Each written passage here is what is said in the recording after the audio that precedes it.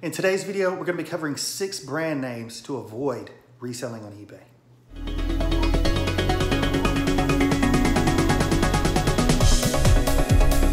What is up, YouTube Nation? It's your boy Phil, the king of thrift, back with another video to help you guys crush it out there in the eBay marketplace. If this is your first time to my channel and you are looking to work on eBay, have a full-time income, and basically become a full-time reseller, then you are in the right spot. Make sure you subscribe to this channel right now. 7 brand names that you need to stay away from, that you need to avoid at all costs. Brand number 1, Puritan, guys.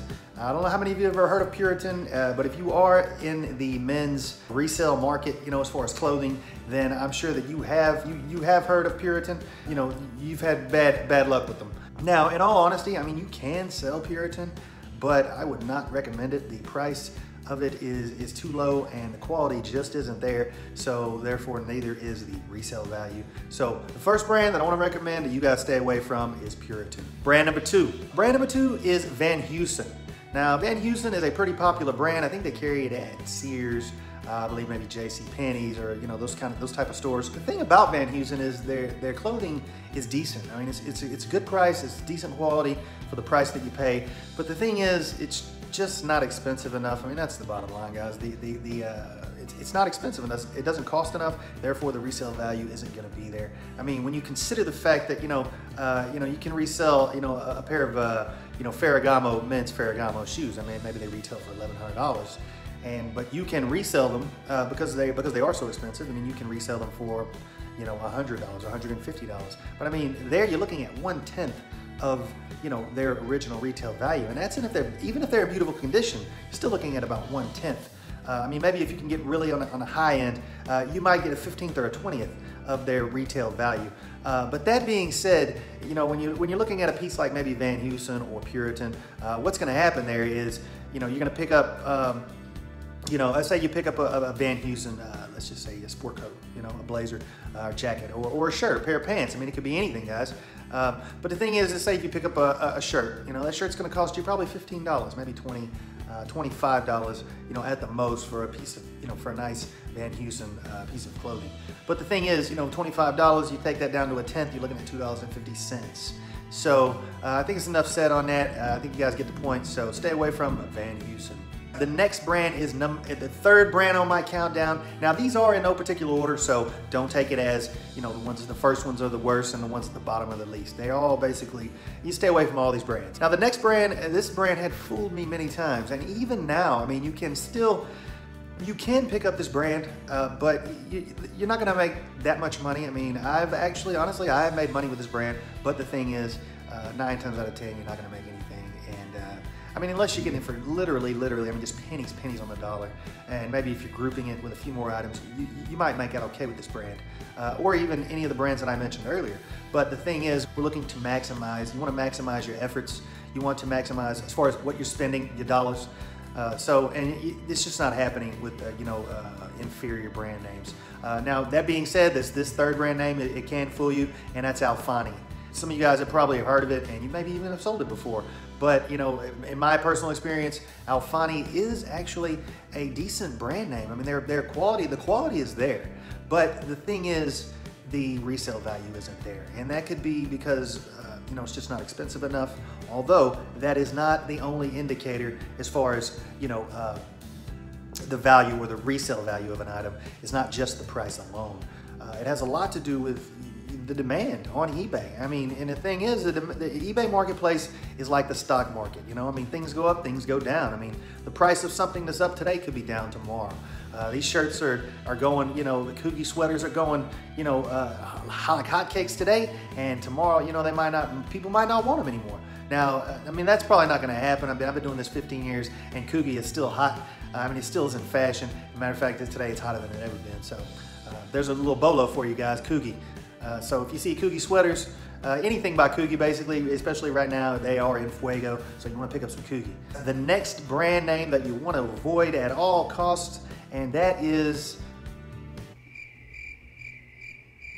And1. Now, how many of you guys know And1? There's a little story behind And1. And1 used to be a sort of a premium brand. Maybe they were never actually premium. They've been around for a long time.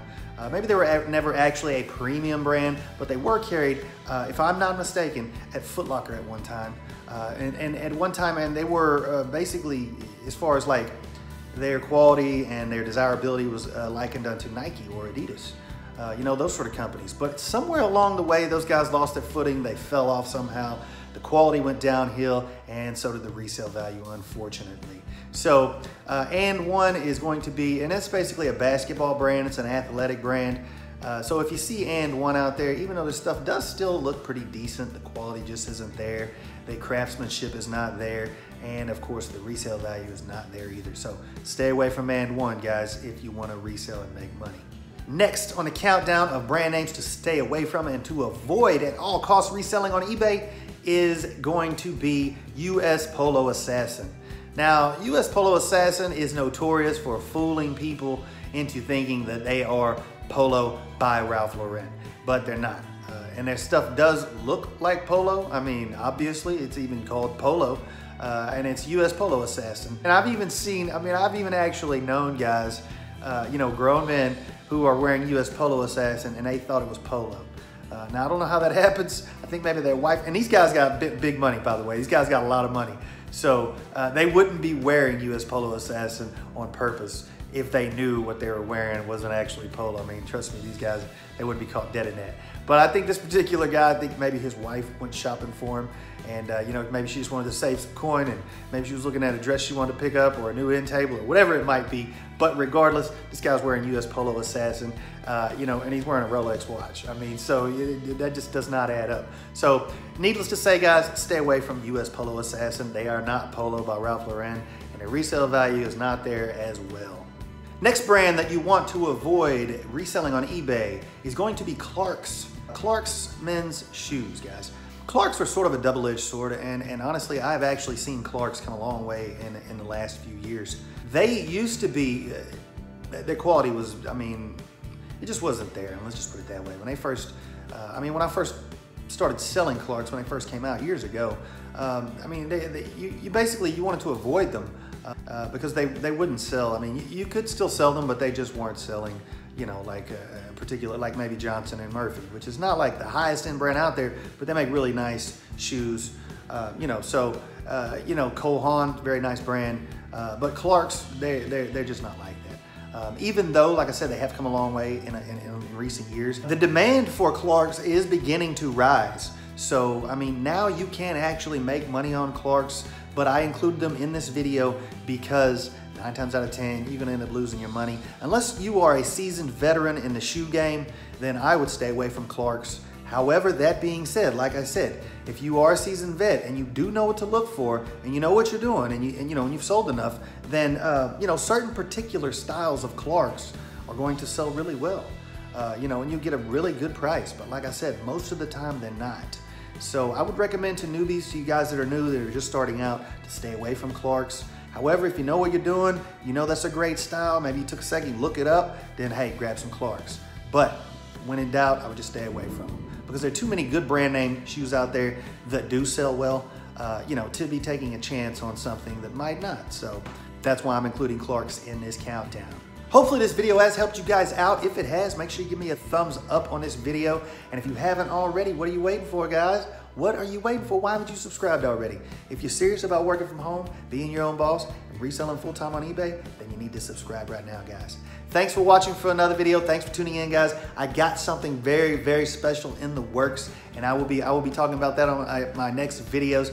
But any of you who are interested, you can shoot me an email, and I can give you a little sneak peek of what's going on there. Thanks for tuning in for another video, guys. I hope this has helped you out, and until my next one, you guys be good. Get on out there.